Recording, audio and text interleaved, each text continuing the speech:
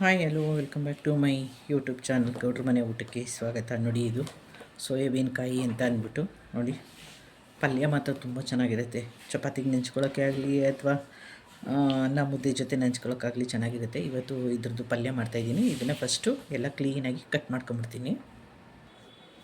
ನೋಡಿ, ಸೋಯಾಬೀನೆಲ್ಲ ಕಟ್ ಮಾಡ್ಕೊಂಡಿದ್ದಾಗಿದೆ. ಈಗ ಈರುಳ್ಳಿ ಸಿಪ್ಪೆ ತೆಗೆದಿಟ್ಕೊಂಡಿದ್ದೀನಿ. ಈರುಳ್ಳಿ, ಹಸಿಮೆಣಸಿನಕಾಯಿ, ಕೊತ್ತಂಬರಿ ಸೊಪ್ಪು ಕಟ್ ಮಾಡ್ಕೊಂಬಿಡ್ತೀನಿ. ನೋಡಿ, ಈರುಳ್ಳಿ, ಹಸಿಮೆಣಸಿನಕಾಯಿ, ಕೊತ್ತಂಬರಿ ಸೊಪ್ಪು ಕಟ್ ಮಾಡಿ ರೆಡಿಯಾಗಿದೆ. ಈಗ ಪಲ್ಯ ಮಾಡೋಕ್ಕೆ ರೆಡಿ ಮಾಡೋಣ.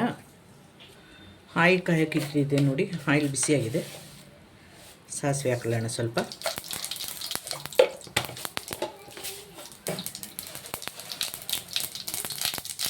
ಉದ್ದಿನಬೇಳೆ ಹಾಕೋತೀನಿ.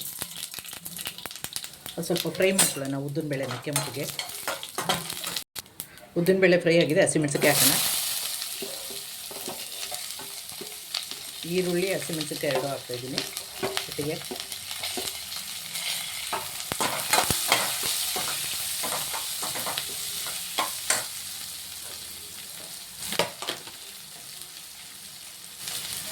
ಸ್ವಲ್ಪ ಕರಿಬೇವು. ಇದನ್ನೀಗ ಸ್ವಲ್ಪ ಚೆನ್ನಾಗಿ ಫ್ರೈ ಮಾಡ್ಕೊಂಬಿಡೋಣ. ಈರುಳ್ಳಿ ಚೆನ್ನಾಗಿ ಫ್ರೈ ಆಗಿದೆ. ನೋಡಿ, ತೊಳೆದಿಟ್ಕೊಂಡಿರೋ ಅಂಥ ಸೋಯಾಬೀನ್ಸ್ ಹಾಕ್ಬಿಡೋಣ.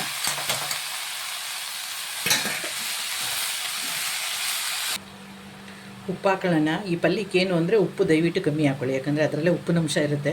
ಉಪ್ಪು ಹಾಕ್ಬಿಟ್ರೆ ಆಮೇಲೆ ತಿನ್ನೋಕ್ಕಾಗಲ್ಲ ಅದು ಅಂತ ಅಂದ್ಬಿಟ್ಟು ಇವಾಗಲೇ ಕೊತ್ತಂಬರಿ ಸೊಪ್ಪು ಹಾಕೋತೀನಿ. ಮತ್ತು ತುರಿದಿಟ್ಟಿರೋ ತೆಂಗಿನಕಾಯಿ ಹಾಕೋತೀನಿ.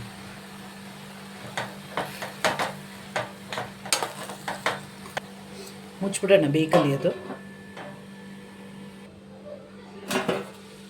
ವಾವ್, ನೋಡಿ, ಸೂಪರಾದ ಸೋಯಾಬೀನ್ ಪಲ್ಯ ರೆಡಿ.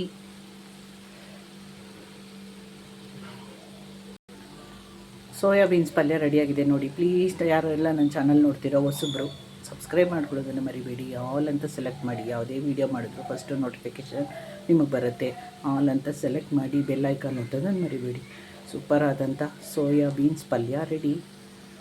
ಚಪಾತಿಗೆ ಇದಕ್ಕೆಲ್ಲದಕ್ಕೂ ಚೆನ್ನಾಗಿರುತ್ತೆ. ಆದರೆ ಇವತ್ತು ನಾನು ಮುದ್ದೆಗೆ ಸೈಡ್ ಡಿಶ್ ಆಗಿ ಮಾಡಿದ್ದೀನಿ ಪಲ್ಯನ. ಸೋಯಾಬೀನ್ಸ್ ಪಲ್ಯ ರೆಡಿಯಾಗಿದೆ.